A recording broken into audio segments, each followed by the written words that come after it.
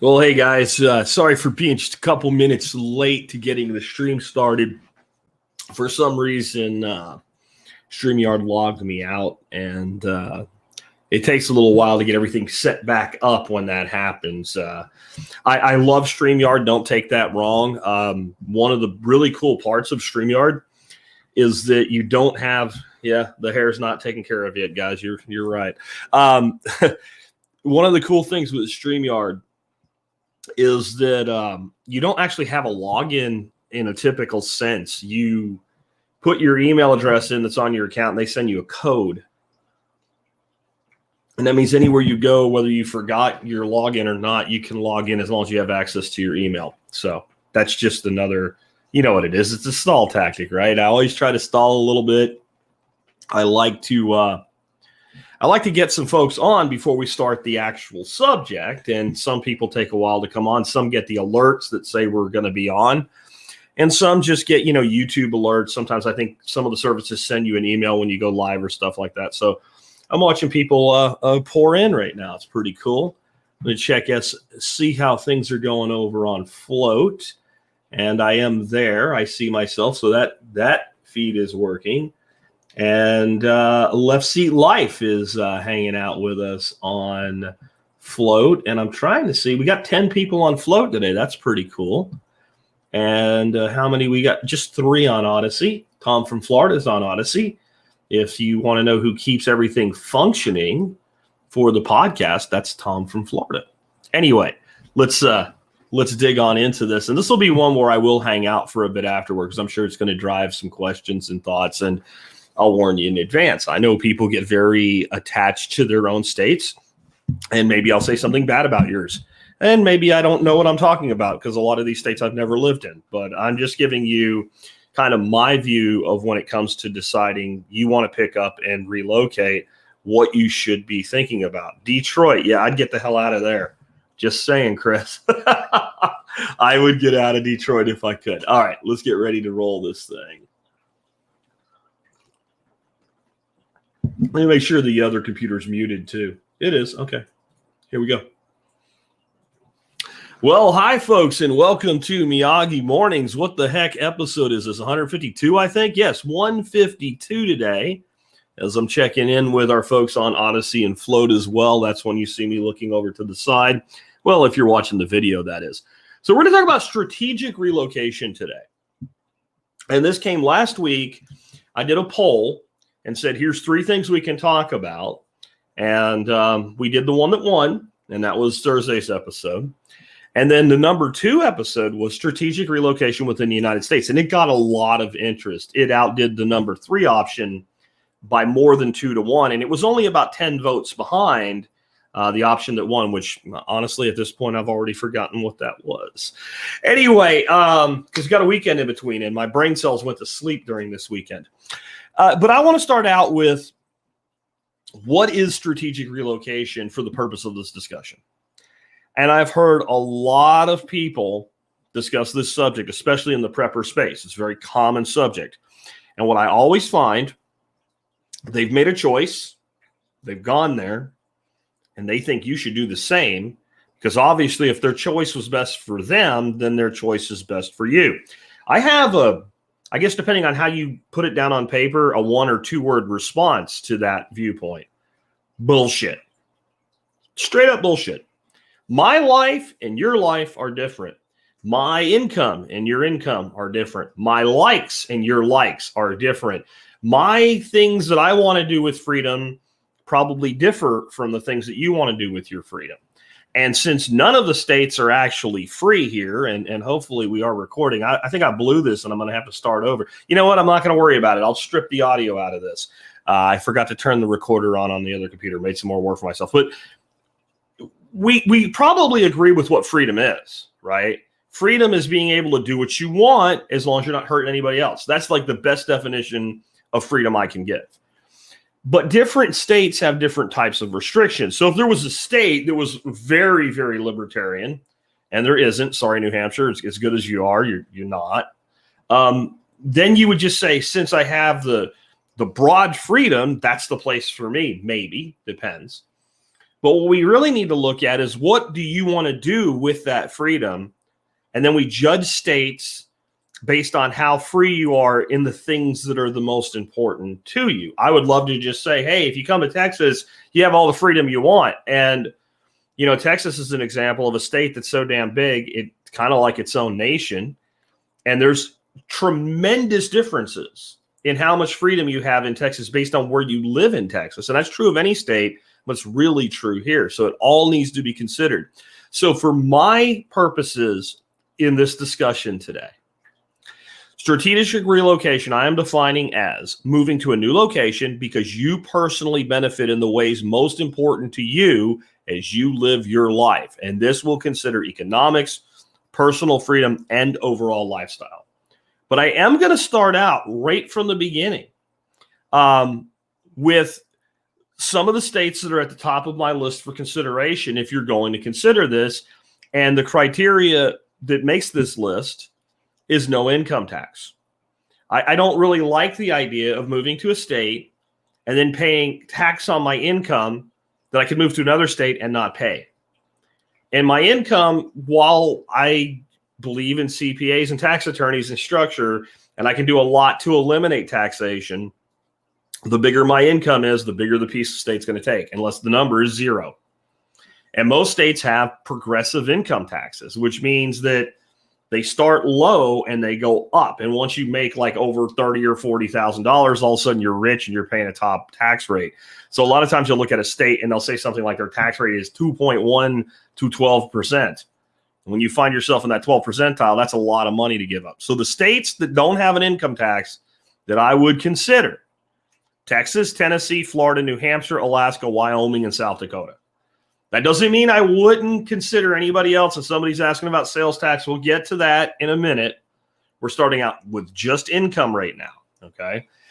There are two states that have no income tax that I would probably personally not choose to live in. One is Washington State, and the other one is Nevada. Those are the other two states in our country that you can have a zero income tax rate, and I would not choose them for a variety of reasons. Washington is a liberal shithole. I'm sorry. I know Eastern Washington is different, but people in Western Washington decide a lot of shit for y'all, and I'm not moving there. No way, no how, no chance. Nevada, I personally find it geographically undesirable, and I think it's got a lot of other problems that are going to get worse over time, but that's just my opinion, because now we need to look at the rest of the criteria. So let's start with taxation a bit. People say, well, what about sales tax? And people will say something like, well, Texas has like an 8.25% sales tax rate. They have up to an 8.25% sales tax rate. It actually has a state sales tax rate of 6%. But all of that goes to the side if we start looking at what is our total burden because of that sales tax. And I don't know every other state, so this is why you have to individually break this stuff down. But I can give you an example that seriously mitigates sales tax in the state of Texas. Two things are not taxed with sales tax in the state that are often significant expenses for people. One is labor, i.e. service. So if I get work done on my house and there's a material and labor charge on there, I don't pay sales tax on the labor. So a lot of times running a business and you're using a lot of labor, right? You're not going to pay, and I'm talking about, a subcontractor type arrangement or whatever. You don't pay any sales tax on that. The next is food, as long as it's not prepared food. So you go to the store and you buy a pre-cooked brisket, there's sales tax on it, but most of the food we buy is not prepared food. And non-prepared food, and that doesn't mean like a bag of potato chips or something, that's considered food. Not prepared means somebody cooked it for you, etc., in advance of selling it to you, like a value add prepared food is not taxed. So those are two really big expenses for people that are not taxed. So you got to look at the total economic footprint. So how much money you earn, how much money you're going to spend, taxes you can avoid, taxes you can't. Another place Texas has, We Are All One says, I wouldn't go to the U.S. because police there are scary. Same with NSA department. You know what? I don't know where you live, but as bad as police can be in the United States, they're a lot worse in a lot of other places. And this is within the United States. So sorry, dude. These are people that already live in the United States, relocating within our republic. And maybe I should say a little bit about that first. One of the real freedoms that this country enjoys compared to other countries around the world is the freedom that we are a republic. And that's why what we're talking about today can even happen. And if anybody's ever doubted how big a deal that is, I just want you to think of the life of someone over the past year and a half that lived in Texas or Florida or South Dakota versus someone that lived in New York, New Jersey, or Pennsylvania. Just consider that. And that's why we can do this. Hayes Anderson, yes, says, yes, the U.S. is a scary place, almost as scary as the rest of the world. I've been around a lot of different places in the world. And while I like the idea of like a Plan B passport for certain strategic reasons, I'm going to tell you, you probably don't want to live anywhere but here if you have a choice and you can live here. For now, we'll see how that goes. And I would say, how's France working out for you right now, or Holland or whatever with this COVID crap? So again, we got to look at overall cost. So we need to look at things like real estate. Like what I just had a conversation with some folks that recently moved here at my nephew's place this weekend. And they're blown away, even with the astronomical rise in real estate prices in Texas, of what $200,000-$300,000 will buy here. They can't get. They're like from one was from Boston, one was from California. I don't know what part of it, but both of them were just like, this doesn't even make sense what your money will buy here. Now we do have higher property taxes. There's a lot of ways around that though. Like where you live has a lot to do with how much you pay in property taxes. So that's another thing that's a lot more malleable and you have a lot more control. Like that's why, I don't like any tax, but I have a lot of control over how I spend my money, which gives me a lot of control over how much sales tax I pay. I have a lot of control over where I live within my state. That gives me a lot of property tax control. When I earn income, there's a certain percentage of my income that I cannot do anything except say, yep, there it is.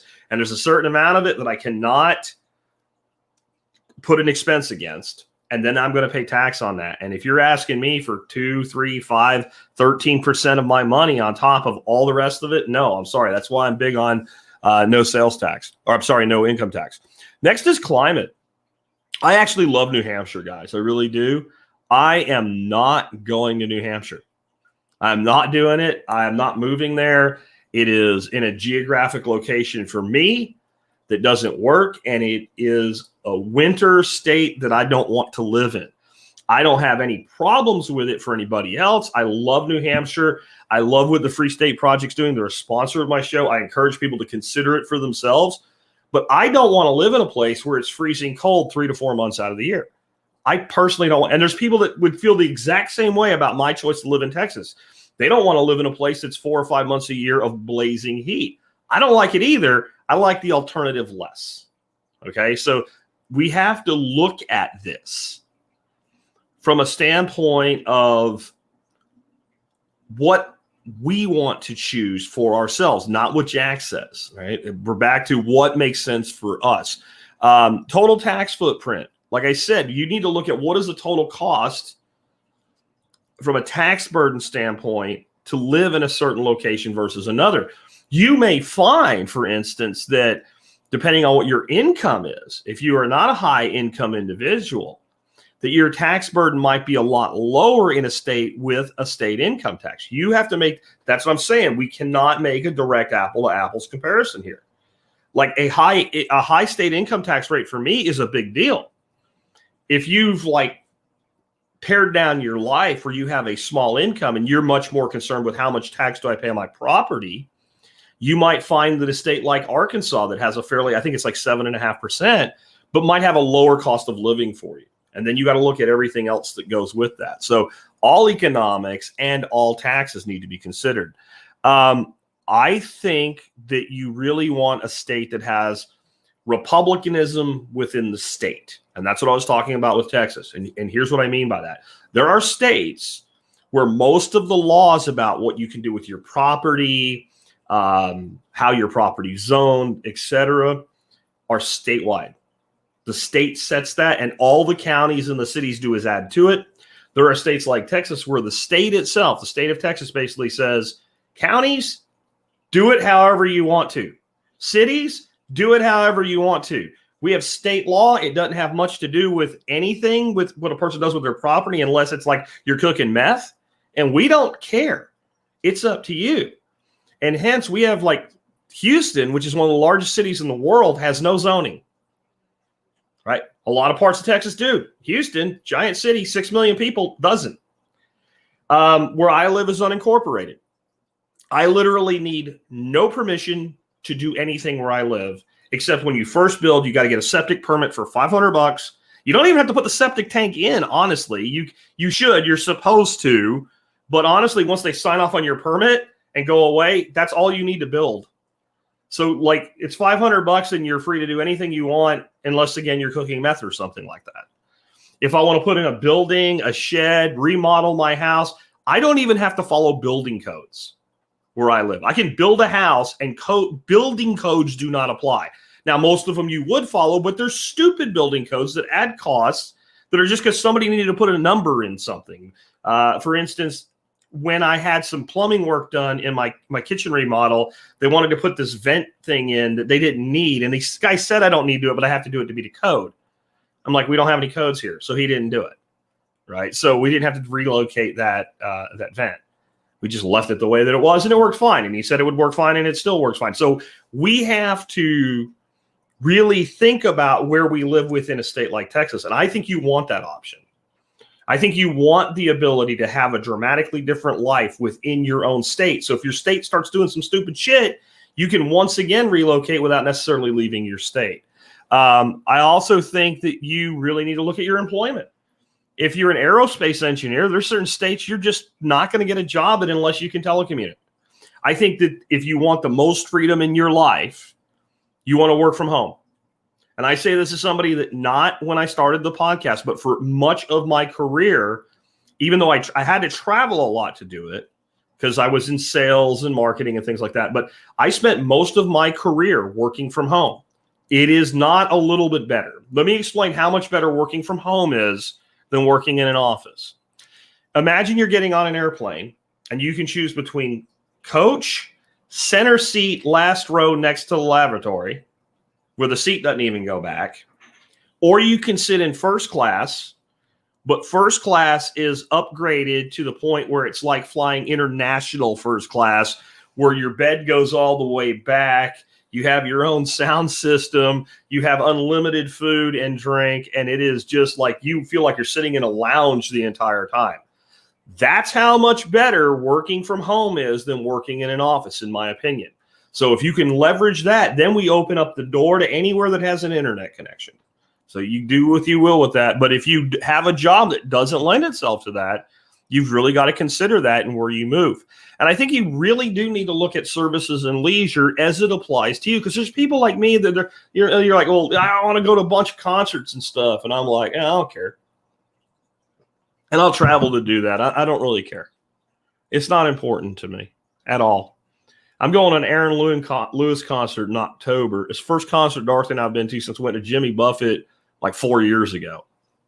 And came away from it thinking, this dude needs to I love him, but he needs to retire from touring. He's done.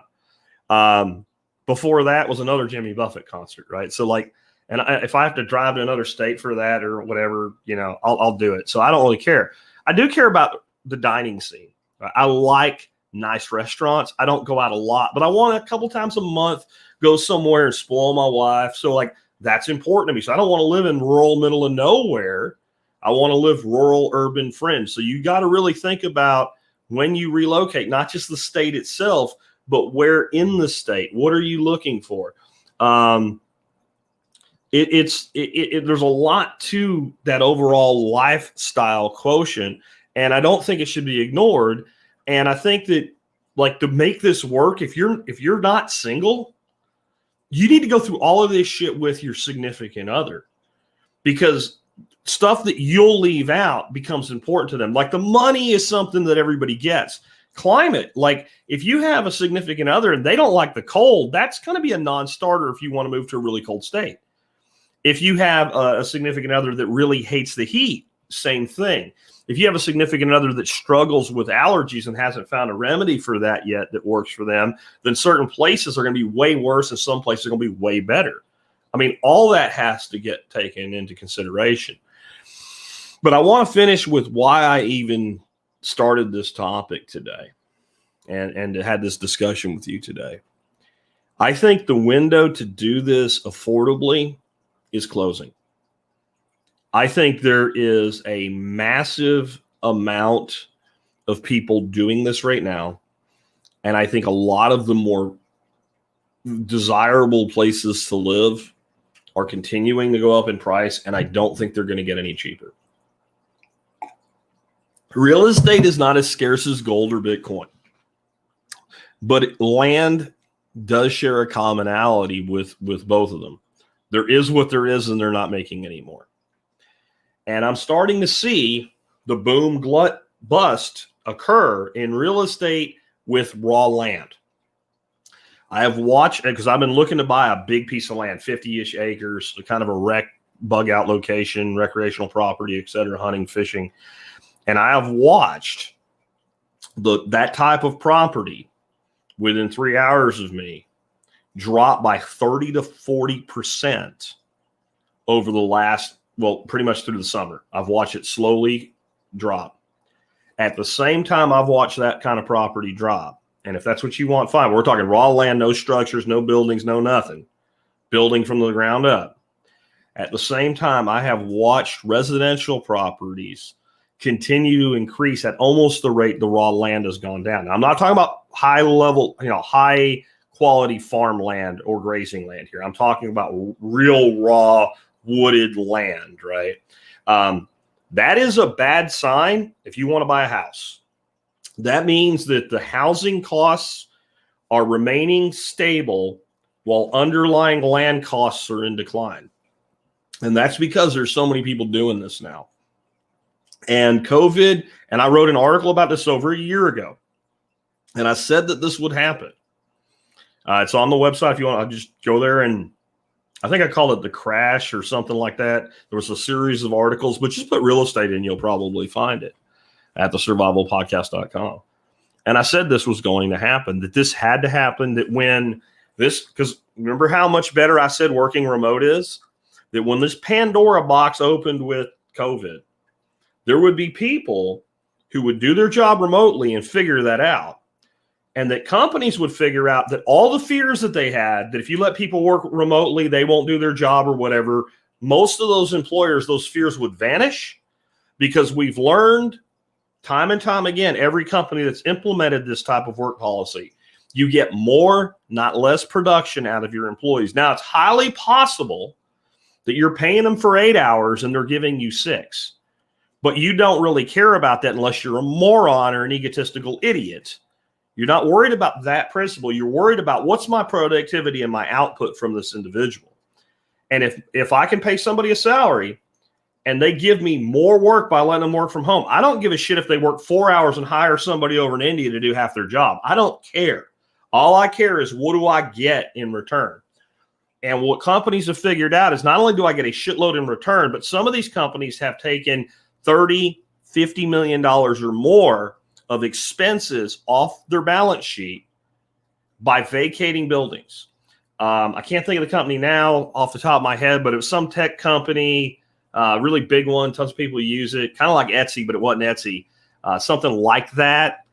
Maybe it was social media, but it was $50 million a year that they were able to save. And they basically just walked a lease and paid a penalty of something like $25 million and said, we're ahead. We're ahead, giving them $25 million and walking away, because in our first year, it's going to save us $50 million. And when that type of thing happens, you find out a lot of people that claim they love living in San Francisco while people shit in the streets, etc., don't really love living there. What you have is justification of a lifestyle decision that was made for employment, and then we pretend that we like a thing that we don't. It happens all the time. When I was a little kid, one of the things that hit the military surplus market was the Mickey Mouse blow-up boots. If anybody's ever seen those, you look like a moron in them. They came out of Vietnam and Korea, I guess. And a lot of guys went out and bought them. They all said they kept their feet really, really warm, because once they put their money into them, they had to justify a dumb decision. They didn't work. So the military stopped using them. They didn't keep your feet warm, and they made you look like a moron, and they cost a bunch of money. Now, that's a stone cold reality that people will justify things. So I think there's a lot of people live in LA, a lot of people live in San Francisco, a lot of people live in New York, etc. They made that decision because they got a job, and then they start talking about how it's so amazing. And this is true of a lot of college towns and stuff as well. People get a job there and then they dote on the place. They don't really care about the place. They claim to. And what happened when we did this was a great revealing of what people really thought of where they lived. And that's why there was a time last year where there were people showing videos of people living in New York and surrounding boroughs. And it looked like convoys of U-Haul and Ryder trucks, convoys headed out.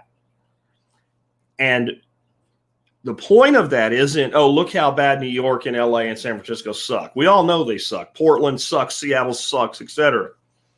The point is when that many people leave places of high population density like that, and they go out and they seek everything from a 3-bedroom, 2-bath with a yard the kids can actually play in, to, more rural properties. Like I live on a 3-acre property, urban rural fringe.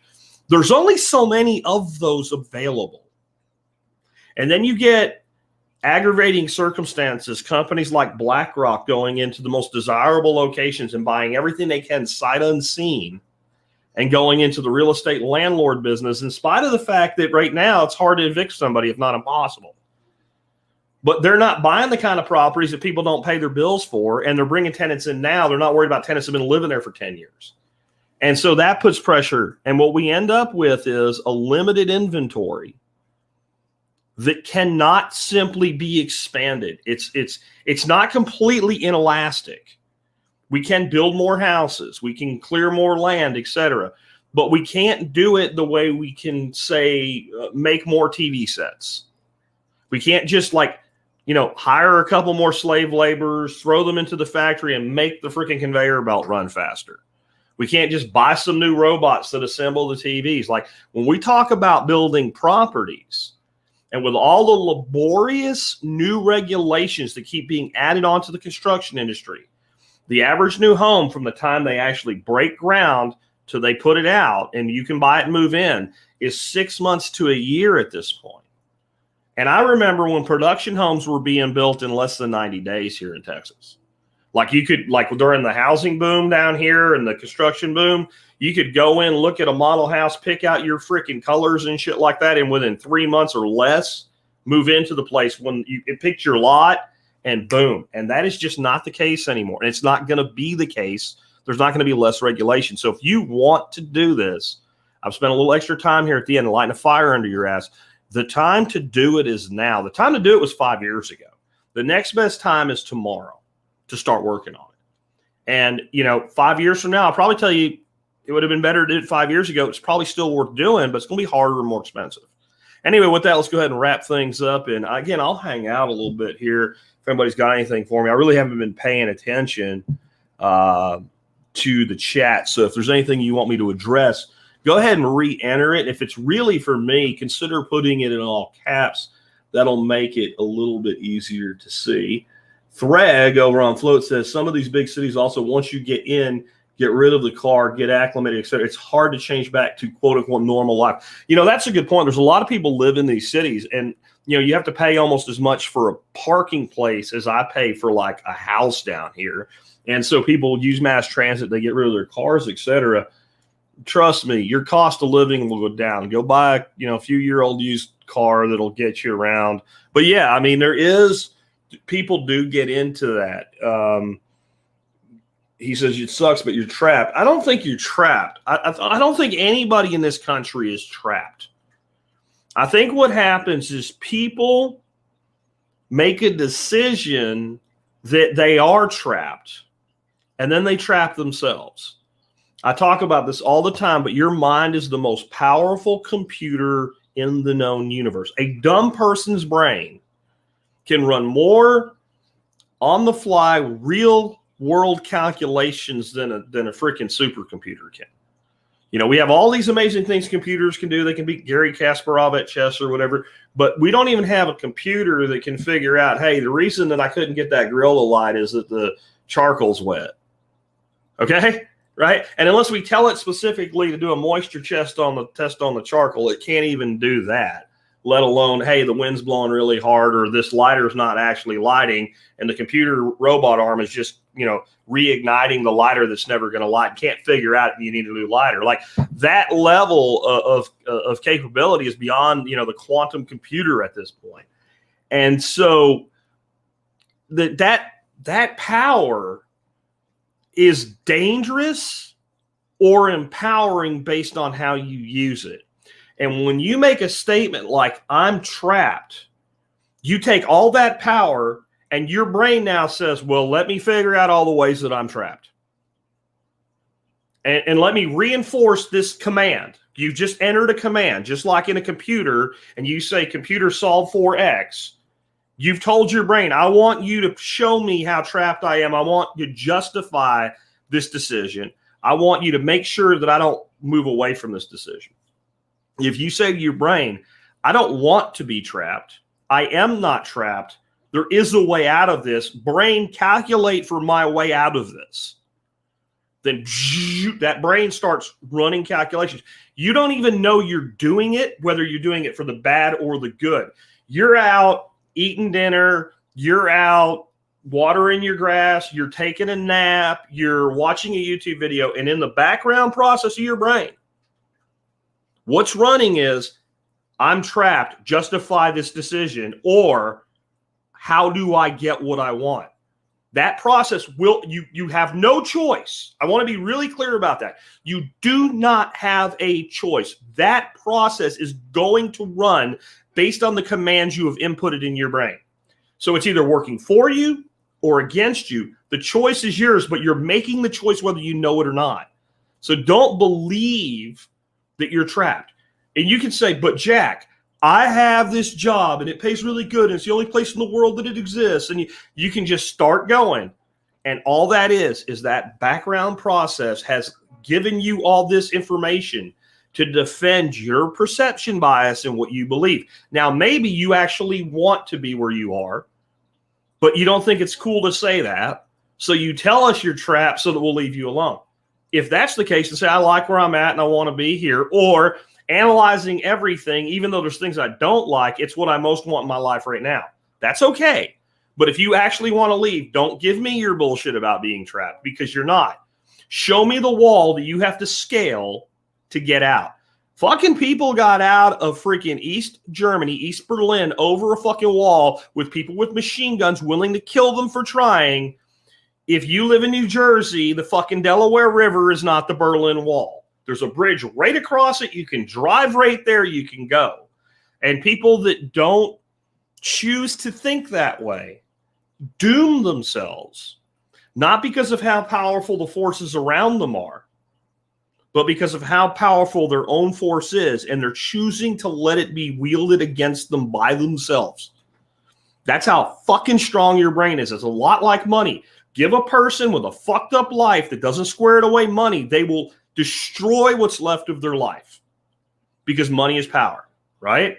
And we understand that intrinsically. We know why, Cletus T. Jones wins the lottery Powerball for $50 million and ends up dead in the bottom of a swimming pool 3 years later.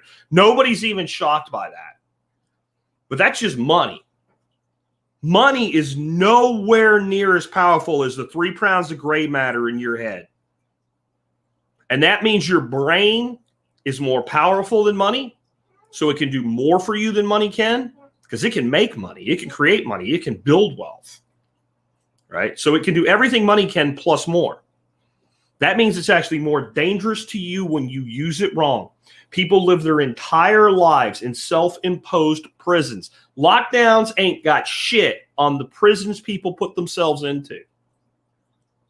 And when that happens, the problem is the jailer and the warden is you.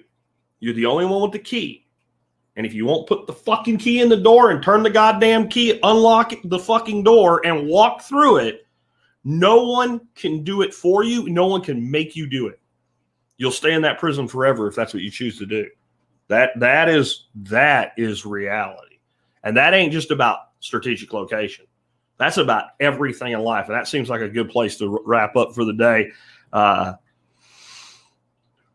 Marthale 7 says, moved 10 years ago, took about 3 years to prepare and then execute the plan. Good for you, man. And that's something else I want to be clear about. When I say the time to do this is now, I mean the time to start the process is now. Some of you can pick up and move next week. Some of you will take to the end of the year to make your move as strategic as possible. Some of you might take 3 years like Marthale did. But I'll tell you what would have taken longer, not getting the fuck started 3 years before he moved. That's absolutely the case. If you don't start, you'll never get it done. And the first step is to actually just window shop, guys. Just get out and look and say, hey, what would life be like in? And, you know, like somebody asked me at the beginning here, I don't remember who it was now, but have you ever been to Montana? Yep, love Montana. It's cold as fuck there in the winter, though, so it ain't for me. Right? I mean, it also has an income tax that's pretty low. There's a lot of freedom in Montana. There's freedoms in Montana we don't have in Texas, but it's total experience. So we all have to do this for ourselves. We really do. There's a place in the Bitter Roots that a piece of my soul lives, and I can't even really ever touch that piece of myself without going back there. There was a part of me at one time that really considered being there, to living there forever. But it is not a single thing that this decision should be made on. You have so much freedom in this country. It is unbelievable the freedom that you have of movement and the ability to change your circumstances with a U-Haul truck. It is not something that in general is common in the world. I don't think there's another place in the world with as much freedom as we have in that respect. And to ignore it and then bitch about what they won't let you do, the minute I know that you're ignoring this mechanism of freedom, I don't want to hear a fucking word from you about what they won't let you do. Because I already know you're not maximizing what you can do where you are. Because a person that doesn't even think about this is not a person who thinks about how to do what they want to do. And usually when somebody says they won't let me do it, it takes me about 5 minutes to figure out 4 ways that they could do it. I'm sure many of y'all have had the experience, you know. There's a lot of opportunity. Don't let it slide by you, and never turn your mental computer against yourself. It is, I'm going to be blunt with it again. It is fucking dangerous to your freedom. It is dangerous to your life. And you have a fucking limited time. Boys and girls, you have a limited time that you get the privilege of being here alive, awake, and aware. And many of us at the end of our lives, we might even be alive and awake, but we won't even be aware anymore. You know, Alzheimer's, dementia, et cetera, is real. Look at the potato in chief to see that. And we can lose the awareness even before we lose the life force. And I heard something today on social media that I thought was really interesting. It said that procrastination is a belief that God, the universe, whatever you call it, owes you another opportunity to do something you could have already done. And if that don't light a fire under your ass, I don't know what will, guys. But anyway, take care. Thanks for hanging out with me for a little while.